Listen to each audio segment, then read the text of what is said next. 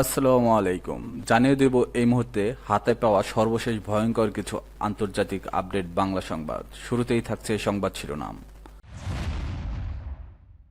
শুরুতেই জানিয়ে দেব, একদিনে ইসরায়েলের হামলায় ১.৫ শতাধিক ফিলিস্তিনি নিহত। জানিয়ে দেব পারমাণবিক আলোচনা নিয়ে যুক্তরাষ্ট্রকে ইরানের হুঁশিয়ারি। এরপর রয়েছে গাজায় ২০ লাখ ফিলিস্তিনি অনাহারে, বলেছেন ডব্লিউএইচও প্রধান। সর্বশেষ থাকছে একটি সম্পর্ক থামাতে গাজায় ৫৩,০০০ ফিলিস্তিনি নিহত। এখন শুনছিলেন সংবাদ শিরোনাম, এবার বিস্তারিত। প্রিয় দর্শক, আপনি যদি এই চ্যানেলে নতুন হয়ে থাকেন, ভিডিওটি দেখতে দেখতে চ্যানেলটি সাবস্ক্রাইব করে আমাদের সাথেই থাকুন। একদিনে ইসরায়েলের হামলায় ১.৫ শতাধিক ফিলিস্তিনি নিহত। ফিলিস্তিনের অবরুদ্ধ গাজা উপত্যকায় ভয়াবহ হামলা চালিয়েছে ইসরায়েলি সেনাবাহিনী। দিনভর আক্রমণে প্রাণ হারিয়েছে অন্তত ১৫১ জন ফিলিস্তিনি। যুদ্ধবিধ্বস্ত অঞ্চলের মানবিক পরিস্থিতি আরও ভয়াবহ হয়ে উঠেছে এই হামলায়। কাতার ভিত্তিক সংবাদ মাধ্যম আল জাজিরা এক প্রতিবেদনে জানায়, রোববার ভোর থেকে সন্ধ্যা পর্যন্ত মাত্র কয়েক ঘন্টার ব্যবধানে ১.৫ শতাধিক ফিলিস্তিনিকে নিহত করেছে ইসরায়েল। গাজার বিভিন্ন হাসপাতাল থেকে পাওয়া তথ্যের ভিত্তিতে বলা হয়, নিহতদের মধ্যে সবচেয়ে বেশি প্রাণহানি ঘটেছে গাজার উত্তরাঞ্চলে। সেখানে একদিনেই ৬৯ জনের মৃত্যু হয়েছে। ইসরায়েলি সেনারা এই অঞ্চলে সবচেয়ে বেশি ধ্বংসযজ্ঞ চালিয়েছে বলে জানা গেছে। আগে হাসপাতালের এক কর্মকর্তা জানান, দক্ষিণ গাজার আল মাউসের একটি আশ্রয়কেন্দ্রে রাতের আধারে বোমাবর্ষণ চালায় ইসরায়েলি বাহিনী। বোমা হামলার সময় লোকজন ঘুমিয়েছিলেন। তারা কেউ বাস্তুহারা, কেউ বা আগের হামলা থেকে বাঁচতে এই কেন্দ্রে আশ্রয় নিয়েছিলেন। হামলার শিশু, নারী ও বৃদ্ধসহ কয়েক ডজন নিরীহ মানুষের মৃত্যু হয়। ইসরায়েলি প্রতিরক্ষা বাহিনী এক বিবৃতিতে জানিয়েছে, তারা অপারেশন গিডিয়ন চ্যারট এর অংশ হিসেবে গাজার উত্তর ও দক্ষিণে সমন্বিত স্থল হামলা শুরু করেছে।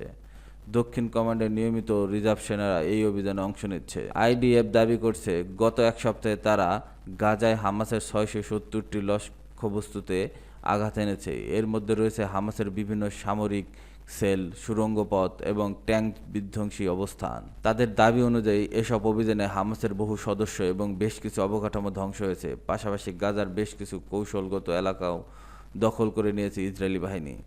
এই দফায় হামলার তীব্রতা ও বিস্তৃতি দেখে মানবাধিকার সংস্থাগুলো গভীর উদ্বেগ প্রকাশ করছে। গাজায় প্রতিদিন বাড়ছে লাশের সংখ্যা, কমছে নিরাপদ আশ্রয়ের জায়গা।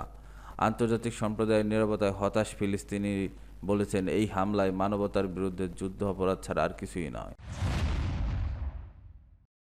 পারমাণবিক আলোচনা নিয়ে যুক্তরাষ্ট্রকে ইরানের হুঁশিয়ারি। পারমাণবিক আলোচনা নিয়ে যুক্তরাষ্ট্রকে হুঁশিয়ারি দিয়েছে ইরান। দেশটি জানিয়েছে, যে কোনো সময় এই আলোচনা আটকে যেতে পারে। বার্তা সংস্থা রয়টার্সের এক প্রতিবেদনে তথ্য জানানো হয়েছে। ইরান জানিয়েছে, যুক্তরাষ্ট্র যদি তেহরানের ইউরেনিয়াম সমৃদ্ধকরণ কার্যক্রম সম্পূর্ণ বন্ধের দাবি জোর করে, তবে দুই দেশের মধ্যে পারমাণবিক আলোচনা কোনো ফল দেবে না।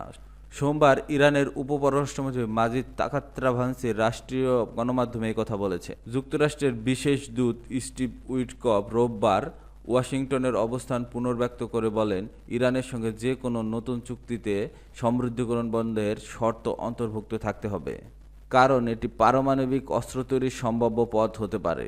তবে তেহরান জানিয়েছে, তাদের পারমাণবিক শক্তি কর্মসূচি সম্পূর্ণ শান্তিপূর্ণ উদ্দেশ্যে। তাকত্রাভান্সি বলেন, সমৃদ্ধকরণ নিয়ে আমাদের অবস্থান স্পষ্ট এবং আমরা বারবার বলছি, এটি আমাদের জাতীয় অর্জন, যা থেকে আমরা পিছু হটব না। গত সপ্তাহে উপসাগরীয় অঞ্চলে সফরকালে মার্কিন প্রেসিডেন্ট ডোনাল্ড ট্রাম্প বলেন, এটি চুক্তি খুব কাছাকাছি, তবে ইরানকে দ্রুত পদক্ষেপ নিয়ে এই দশকব্যাপী বিরোধ নিষ্পত্তি করতে হবে। ইরানের পররাষ্ট্র মন্ত্রণালয়ের মুখপাত্র ইসমাইল বাগাই সোমবার বলেন, যুক্তরাষ্ট্রের আলোচনার সময় যা বলে তা প্রকাশ্যে ভিন্নভাবে উপস্থাপন করে আলোচনাকে জটিল করছে। তিনি বলেন, আমেরিকানদের কাছ থেকে পরস্পর বিরোধী বক্তব্য শোনা সত্ত্বেও আমরা এখনও আলোচনায় অংশ নিচ্ছি। ইরানি এক কর্মকর্তা রয়টার্সকে জানিয়েছেন, আগামী সপ্তাহান্তে রোমে পঞ্চম দফা আলোচনা হওয়ার কথা রয়েছে, তবে এটি এখনও নিশ্চিত হয়নি। ২০১৭ থেকে ২০২১ মেয়াদে প্রেসিডেন্ট থাকাকালীন ট্রাম্প ২০১৫ সালে ইরান ও বিশ্ব শক্তিধর দেশগুলোর মধ্যে স্বাক্ষরিত চুক্তি থেকে যুক্তরাষ্ট্রকে প্রত্যাহার করে নেন। এই চুক্তিতে ইরানের সমৃদ্ধকরণ কার্যক্রমের ওপর কঠোর সীমাবদ্ধতা আরোপের বিনিময়ে আন্তর্জাতিক নিষেধাজ্ঞা থেকে স্বস্তি দেওয়া হয়েছিল। ট্রাম্প ওই চুক্তিতে ইরানের পক্ষে একতরফা বলে অভিহিত করে ইরানের উপর ব্যাপক মার্কিন নিষেধাজ্ঞা পুনরায় আরোপ করেন। জবাবে ইসলামী প্রজাতন্ত্র তাদের সমৃদ্ধকরণ কার্যক্রম বাড়িয়ে দেয়।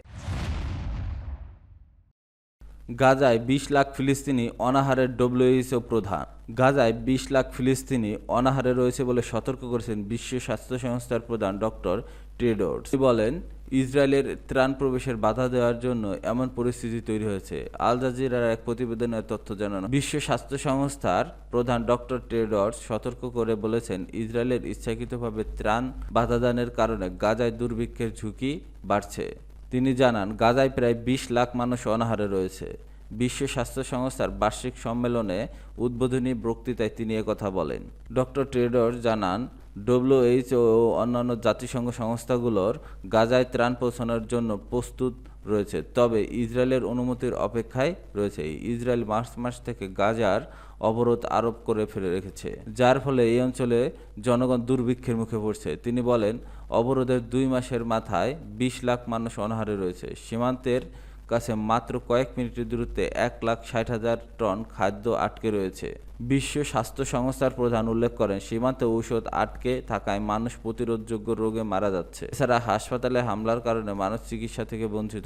ইসরায়েলের প্রধানমন্ত্রী বেনিয়ামিন নেতানিয়াহু বলেছেন, কূটনৈতিক কারণে গাজার দুর্ভিক্ষ প্রতিরোধ করা প্রয়োজন। তার সরকার সীমিত পরিমাণে খাদ্য সহায়তা অনুমতি দেওয়ার ঘোষণা দিয়েছে, তবে ডব্লিউএইচও প্রধানের মতোই এই সহায়তা পরিস্থিতির উন্নতির যথেষ্ট নয়।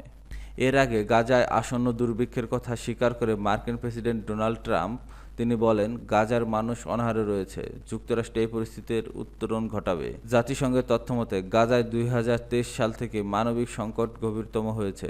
স্বাস্থ্যসেবা ব্যবস্থা ভেঙে পড়েছে, পানীয় জলের সংকট চরমে পৌঁছেছে এবং খাদ্যের ঘাটতি প্রতিদিন বাড়ছে।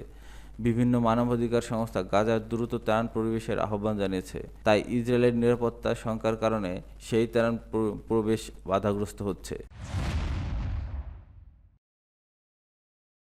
একটি সম্পর্ককে থামাতে গাজায় ৫৩,০০০ ফিলিস্তিনি নিহত। ইসরায়েলের সঙ্গে সৌদি আরবের কূটনৈতিক সম্পর্ক স্থাপন থামাতে শেষ আসার মতো আঘাত হানে ফিলিস্তিনি প্রতিরোধ সংগঠন হামাস। ইসরায়েলের দখলকৃত ভূখণ্ডে চালানো সেই বিস্ফোরক হামলার জেরে ভয়াবহ প্রতিশোধ শুরু করে তেল আবিব।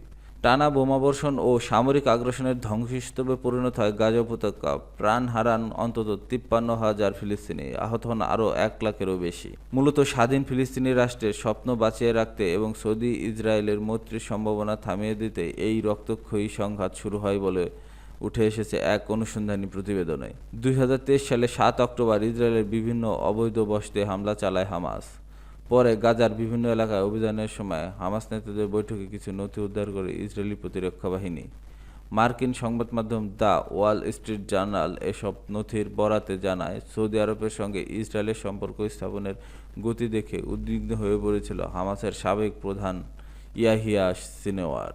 এক নথিতে সিনওয়ারের বক্তব্য ছিল, কোনো সন্দেহ নেই, সৌদি ইহুদিদের কূটনৈতিক সম্পর্ক স্থাপন কাজ খুব দ্রুত এগোচ্ছে, আর এই চুক্তি হলে আরব ও ইসলামিক বিশ্বের অন্যান্য দেশ সৌদির পথে অনুসরণ করবে।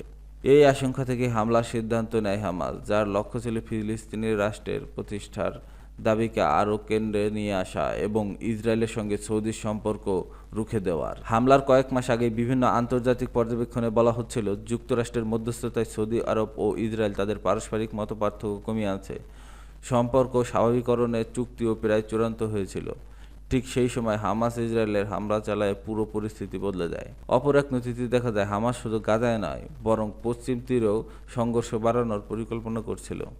এর উদ্দেশ্য ছিল ফিলিস্তিন রাষ্ট্র প্রতিষ্ঠার দাবিকে আড়াল হয়ে যেতে না দেওয়া। যুদ্ধ গড়িয়েছে ৫০০ দিন, এখনও থামেনি ইসরায়েলের হামলা, ফুরায়নি ফিলিস্তিনিদের রক্তঝরা। তবে অনেক বিশ্লেষক মনে করছেন, হামাস তাদের কৌশলে আংশিক সফল হয়েছে।